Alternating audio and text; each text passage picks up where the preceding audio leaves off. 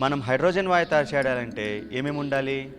పరీక్ష నాళికలు, జింక ముక్కలు, సజ్జల హైడ్రోక్లోరిక్ ఆమ్లము, రిటైర్డ్ స్టాండు, అగ్గిపెట్ట.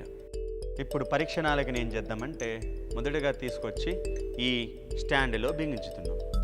ఈ స్టాండ్కి ఇలా బిగించిన తర్వాత జింక ముక్కలను ఈ పరీక్ష నాళికలోకి వేసాం. కొన్ని జింక ముక్కలు, తర్వాత అగ్గిపుల్లని తీసుకొచ్చి ఈ పరీక్ష నాళిక దగ్గర ఉంచి చూసాం. ఏదైనా మార్పు ఉన్నదా? ఎటువంటి మార్పు లేదు. అవునా? ఏదైనా శబ్దం ఉన్నదా? ఎటువంటి శబ్దము లేదు. తర్వాత ఇప్పుడు ఈ జింక ముక్కల్లో ఉన్న పరీక్ష నాళికల్లోకి కాస్త హైడ్రోక్లోరిక్ ఆమ్లాన్ని కలుపుతున్నాం.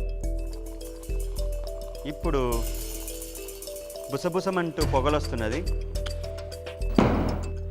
ఇప్పుడు టప్ మన శబ్దం వచ్చింది. టప్ మన శబ్దం వచ్చి మండుతున్న అగ్గిపుల్ల ఆరిపోయేసి తనంత తను మండుతున్నది. సో తనంత తాను మండే వాయువు ఏది? హైడ్రోజన్. సో జింక ముక్కలు హైడ్రోక్లోరిక్ ఆమ్లంతో చర్య చెంది హైడ్రోజన్ వాయువును విడుదలవుతుంది. ఇప్పుడు ఇక్కడ జరుగుతున్నటువంటి రసాయనిక చర్యని సమీకరణ రూపంలో చూద్దాం.